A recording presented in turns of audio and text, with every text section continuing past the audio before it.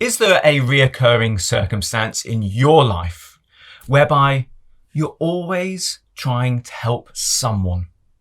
And it's always the same. You put in a lot of effort. You skillfully apply all of the tools you have, whether it be your own efforts or your friends and allies, or whether it be your resources. But no matter what you do, every genuine strategy that you put in place, or every escape plan you formulate, which will get them away from the hardship they're suffering and allow them to lead a better life, it's thwarted. And it's thwarted by them. And by doing so, they hurt and disempower you. If this sounds familiar, then this is the video for you, and you need to watch all the way through and pay attention. Make careful notes, because we're going to discover exactly what's happening. And we're going to put together some strategies to protect your own mind in the future and to make sure the person who is asking for help has the best possible chance of good outcomes if they choose this option.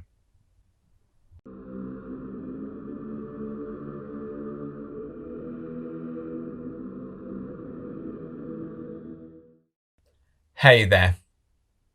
If you're kind-hearted and if life's working for you, it's natural to want to help others, especially if it's someone you've seen that for many months or even years has been complaining of how hard things are and what difficulties they're going through.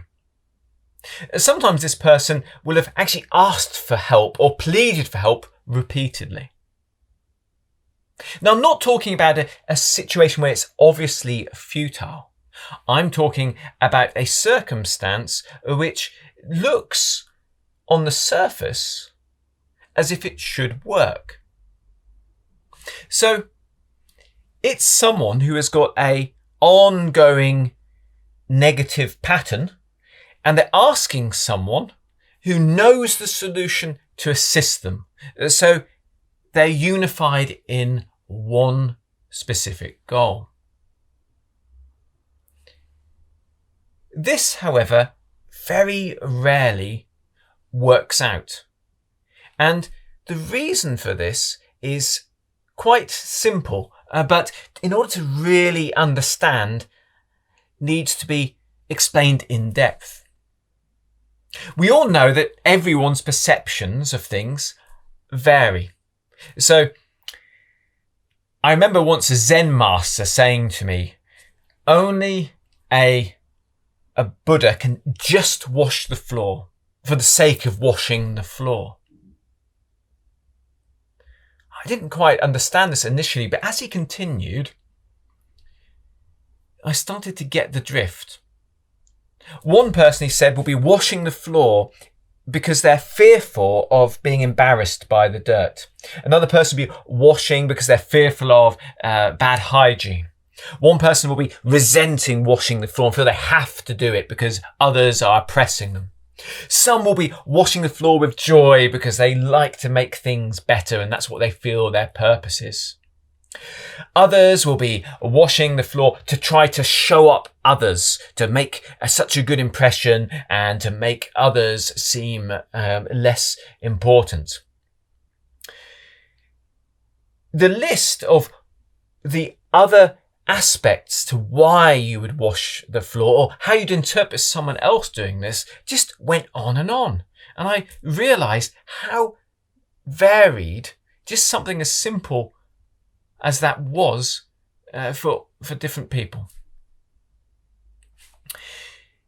When you are attempting to help someone with an established pattern in their life which is ineffective and keeps them in a place that they don't wish to be,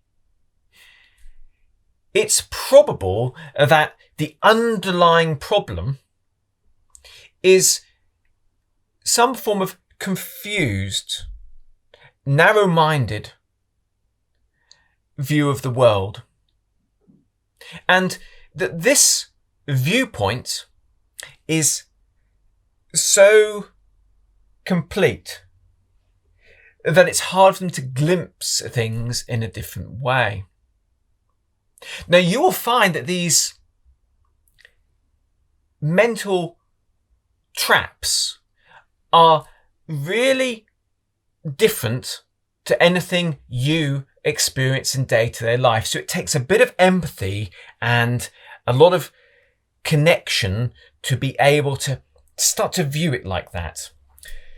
Now, there are many of them, but I'm going to describe the top three mental traps that people who are asking you for help are in, and how they can pull you into them if you're not careful. So the first one is this. The person views everything as battle. So we could see this being demon-minded. That's a good way to describe this. Everything is conflict. Even subtle things. The person across the road gets a new car. He's getting that car to show them up. Their loved ones point out a small mistake. They're showing him up or trying to show dominance. People at work are always competing. That person next to them is trying to do things so precisely just to make them look bad. This demon-minded person is in a battle and they're losing and they need help. So when you come along and you see them involved in battle, you probably think, oh, they're stuck in a circumstance of temporary hardship and conflict. I'll find a way to get them out of it. You'll hear stories of all the different people who said they'd help that didn't in the end, or turned on them and betrayed them. And you'll think, oh, crikey, he's had a very hard time, or she's had a terrible way of it. Don't worry, you'll reassure them, I'll be different, I'm going to help you. What does the demon-minded person hear? They think you're saying, don't worry. A powerful ally has appeared to fight with your enemies and to be at your side. We will battle everyone together and we'll win. And just as a side note, don't expect the demon-minded person to be like a warrior. They're often far more of a victim mentality. So you will find aggressive people as well, but often they're just... Their view of the world is they're just trying to do things and everyone's attacking them all the time. And they're actually quite scared of it. Now, if you spend time with them, you start to see how beautifully, bitterly efficient this worldview is at supporting it. It's a really strange thing because they view things as battle. They launch preemptive attacks and people respond and it proves them right. Or they're so untrusting with people, they never make any firm arrangements. I've seen this in business. I've seen businessmen who won't do contracts or won't sign any agreement or won't even outline exactly how things are. And when, of course, people keep changing things, they feel betrayed. So they're making the betrayal. So this battling person expects battle. They see battle everywhere. So it happens. Now, here's where it gets quite interesting. If you get too close, you'll get involved and you end up with battles. They'll make enemies for you. They can enliven that part of you. They can bring out that confused, negative aspect where you the world is a test. And you can actually, in sympathizing with them, maybe you just say, these people shouldn't be treating you, what a terrible person. You can get pulled into supporting that worldview. Likewise, you've got to remember that your solution in your mind, where you think you're going, is not where they're going. So at some point in your plan, it's going to involve stopping fighting. And when that's triggered, they'll feel betrayed. When you say, right, that's it, brilliant, we've got you away from all the conflict, they'll think you're saying, I am no longer going to fight at your side. I desert you. And guess what? You become one of those people in the list that were going to help and wouldn't. In addition to this, you've brought someone who's going to fight with all your allies, fight with your friends, fight with you into your circle. So this can be really counterproductive as well. There's always, you give them an opportunity, they will fight with the other people they need to work with or find someone who's bullying them. They're competing, so they want to get rid of people, and they may get rid of genuine people. So trouble is spelt out. And this is hard to express. It's really hard to express, but everything you say will be taken in terms of battle. They can't think in any other way but conflict. So the whole world is painted differently to you. Even saying, let's not fight. They'll think, yes, if we don't fight, then they'll use up their energy and be defeated. They'll come up with reasons. So it's very hard to talk someone into an enlightenment moment where they see that they've been fighting against things which aren't needed to be fought against. They've got this sort of quixotic, confused chip on their shoulder.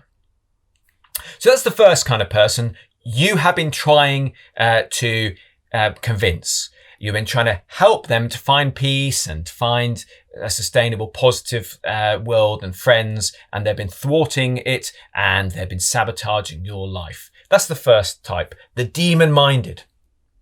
Now here's the second type you may have met. This is like a very hungry person. We could call this the hungry ghost mind. This person, they've got a little bit of a strange thing going on where there's never enough. There might be enough petrol in the tank, metaphorically, but the actual meter, it's broken. It's showing empty all the time. So when you meet this person, they've got no money, their friends have deserted them, there's not enough attention, they're impoverished, and they'll say this to you. And you might believe it. They can't work out how to get enough of anything because they consume it with such ease. If they have any money, they spend it instantly because they're scared it's going to run out. And it does. You can kind of see how this works now. If they've got a friend, they pull on them all the time for help, for favours, for emotions, until that person is exhausted. They will exhaust any resource that you give them because they don't seem to get the satisfaction from it. Their stomach's never full. So they can have as much enjoyment and as much assistance as you can possibly give to them, and they still feel empty and they feel you're neglecting them very, very easily. Trying to explain to that person that actually the problem isn't external, you've got a misjudgment going on whereby you want more of everything, it's never enough, is going to be really tricky and almost impossible. They'll feel like you're telling them they're a bad person, and they'll move on to someone who is going to give them the attention. Now, you can see, a bit like the demon-minded person, you can see how the hungry ghost's worldview supports itself by using everything up that isn't enough. And you can also see how this creates a circumstance where they lose allies and lose friends, and they'll do the same for you. If you give them a contact who's going to do them a favour, they'll call on that contact until that person's exhausted and upset and feels being taken advantage of. If you do something to give them some publicity and put them in contact with someone who can do that, they'll try to use that all the time. They'll want more and more because they don't feel satisfied. And it's a bit of a hard thing. We need to be compassionate. That person doesn't ever get that feeling. They don't ever feel loved enough or respected enough. They don't ever have enough money or food or warmth or comfort. They've got this sort of pattern going. And it means they end up surrounded by destitution. They make the world around them into a wasteland.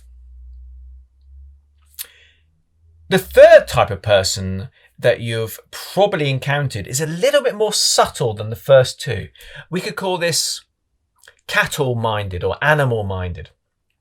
This person is just after pleasure.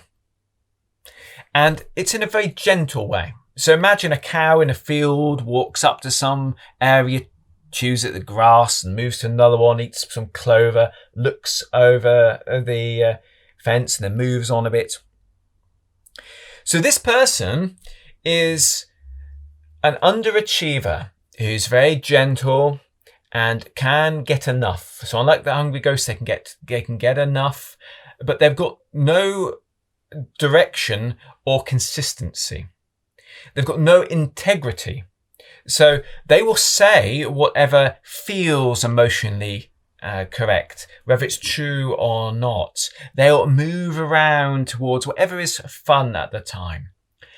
So they'll be irresponsible and hurt people in the sense that they won't do their share of the work, but they will take the praise for it when others around them have to fill in.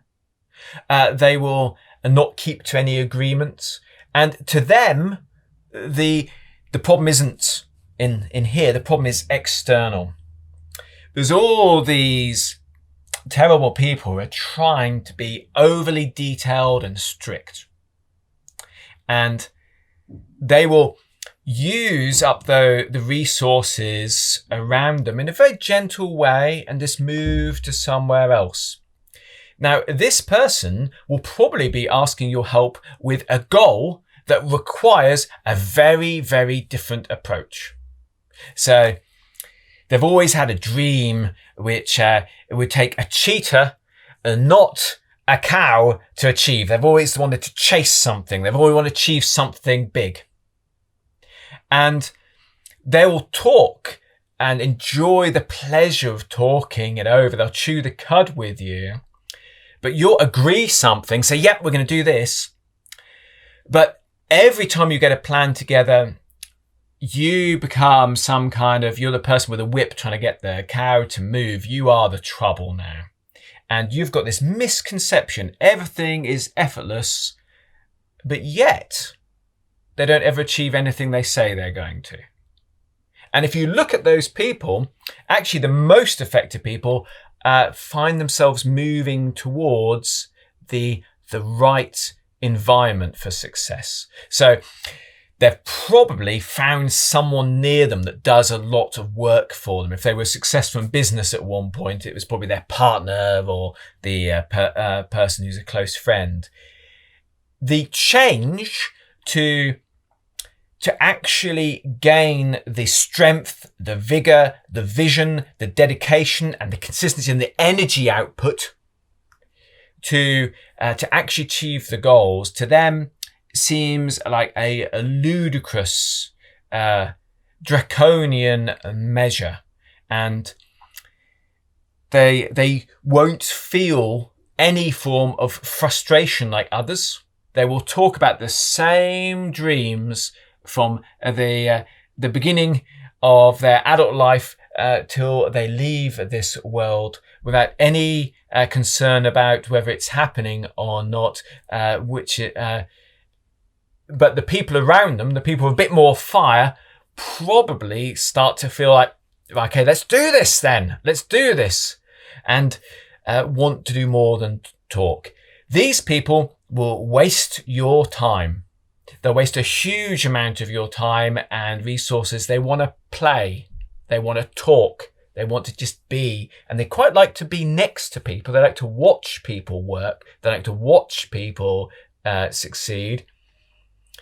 But they'll use tricky ways to make whatever they are doing the goal. So chewing the cud and looking out at the sky is going to be the goal. And they'll find funny ways to say, yep, I've always wanted to be doing this. And remember, there's going to be no consistency. So this is the circumstance you're in. Once again, you can see how this situation supports itself. So those people, their gentle pleasure at one thing and then moving on to another one is satisfactory enough.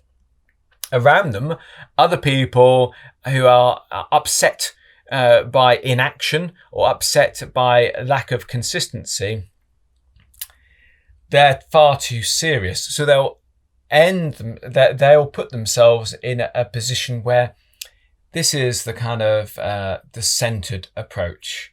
This is the correct position, and there's all these confused circumstances around there. Because they never condition themselves for anything harder than that, it's a very, very uncomfortable position to be in, and they need imbalanced emotions to get there. So when they see other people doing it, they read that as imbalanced emotions, because you kind of see how this mental trap is. So these are the most common, but there are many others you may observe. If you've had these experiences, you can look back and sometimes find yourself wondering if you spent a lot of time trying to convince unreasonable people to be reasonable, or trying to talk people into acting in a more rational way when their mind's not rational to begin with. I can remember a friend saying to me over, a female friend I was trying to help, he said to me, "Listen, Martin, you're trying to find a sentence that's going to get through in a circumstance where 400 hours of therapy is needed." And although that was said in humour, we've got to acknowledge that this is a big seismic change of that person's worldview that is meant to be happening. It's something they've grown up with, and their environment, maybe their parents had. So it's going to be really tough to make that change.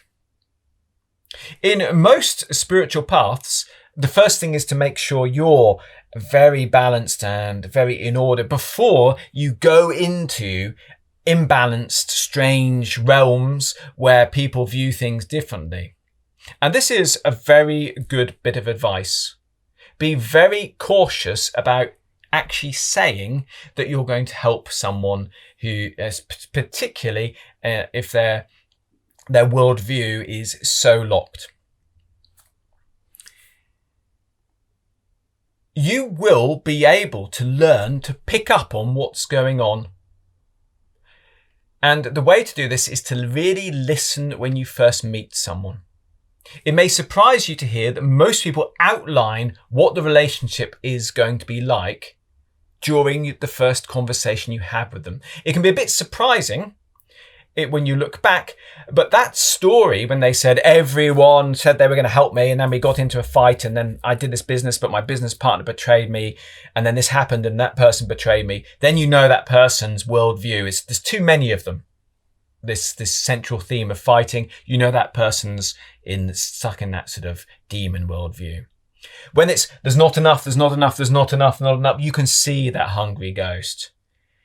When that person's ignoring other demands, when they're not fulfilling family duties, and they're not keeping to rules at work or the law, or when they're not feeling any sense of responsibility, and they're just sitting there and would for gentle pleasures, you know you've got someone who's got that sort of cattle mentality. Looking for the script at the beginning of a relationship is very, very important. And once you've heard that, then you know where this has to be. You are not, and this is the really important thing, this is the first thing to protect your mind using, you are not going to be able to help them by going into their worldview.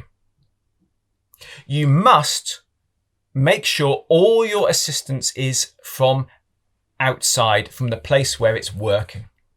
So unfortunately, that means all you can extend is an invitation up to somewhere better. You can throw the lifesaver in and get them to swim and climb onto the boat. You don't want to jump in, they're going to pull you in. Likewise, always remember that you are going to be at the top of the stairs, beckoning them up, not going down. The aim isn't for you to go into a less effective way of working. Keep this in your mind and protect yourself, and use a test. The person says they want your help. the first thing you do is you give them a task, a small one.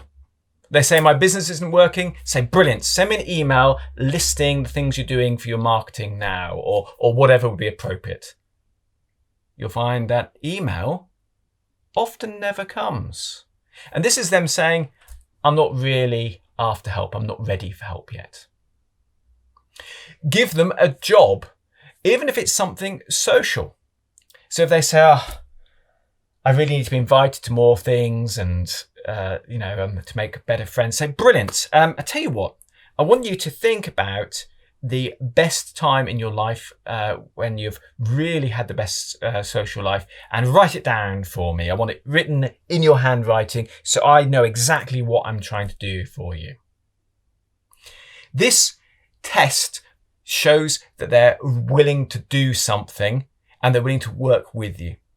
And keep testing. Make sure it's always an equal exchange. I am going to pull you out. You need to grip as well. So now we know that we can't go into that realm. We have to be aware that they may find that tough. People want you to be where they are. And they'll actually sometimes just complain. The angry person wants to see you angry. The hungry ghost wants to make you cry to see that you care. It's going to be tricky. That person is not going to see detached equilibrium as the ideal state. You've probably seen this in other people where you probably dated someone who wanted to fight with you so that you could make up and see you cared about each other. They took a lack of imbalance or a lack of emotional response to be something negative. Unfortunately, it is your sacred duty to keep centered no matter what. And this hardship is something that we can be compassionate of with others. Do reassure them that you're there. Do create a circumstance where you can offer small, simple means of practical help. Things that aren't deep or involved. You could give the person something physical. You could spend time just listening to them. If you really want to do this, but make sure it's light touch, not enough to get pulled in. Your approach needs to be, come on in. The water's fine. This is a lovely saying. So you are in the warm water. Everything's brilliant. Come on in. Yes, you come to a new way of being. I'm here. I want you to be with me. My friends are happy. I'm happy. My family's happy. There's enough. There's no conflict. It's all brilliant. Do you want to come on board? Yeah. Here is your doorway. I'm throwing the ladder down, but you've got to crawl up it. So make sure you're giving them means for them to get their way out, not for you to lift them out. That's where the problem's going to come. So protect your mind by creating an image like this. What is the image? Are you throwing down the ladder? Is it a life jacket? Whatever it is, make sure you've got an image whereby you understand that you're helping by setting the good example. It's far better than any words. Now, the way to help them to start to see a glimpse of that new point of view is quite interesting. Once you understand that viewpoint, once you've got over that aspect in yourself, because it will stimulate it will make you have to overcome this challenge so that you can deal with things. Once you've done that, you need to try to talk in their terms over what's happening. So you'll have to say, to win the battle to the person who's battling, for them to even be able to start to get the glimpse of what you're talking about. You'll have to talk about in terms of there's not enough this, there's not enough that, for the person who's hungering for things. And you need to give them a means to earn freedom and to show the ultimate point is to break free. Now, this is quite hard to describe, so please bear with me. Can you see how that sense of battling, wanting to fight and be dominant, can be turned around to an inner quest to defeat inner demons, to overcome our fears, to overcome our aggression, to overcome senseless ambition. We could also kind of see the same with this unquenchable thirst for different things, this wanting everything, there's never enough. It could turn into an inner quest for contentment and tranquility. Whatever the trap they're in, remember the key needs to be made of the same metal if you're going to open the lock and let them free. And this is going to be a gentle drip, drip, drip process where when they're with you, you will talk in those terms and you'll move towards the next step, not the final goal, the most easy next step for them. You're not going to talk about the final goal. You're just going to talk about the very first pace that needs to be made, which is clearly visible in terms of that kind of genuine progress. With each step, their worldview will start to change. They'll start to be able to see things in a slightly different way. Now, this is quite an interesting process to see. It's like a lot of things which were invisible to them become visible. And it's just bit by bit. It's a long, patient process. And your challenge is not ever to be moved from one side to the other, but to remain as a positive presence, a light showing them the way. My name is Martin Folks, and I hope this video was of use to everyone who recognizes the pattern I mentioned, but generally still wants to be of assistance. Until next time, let's make every word, thought, and action count.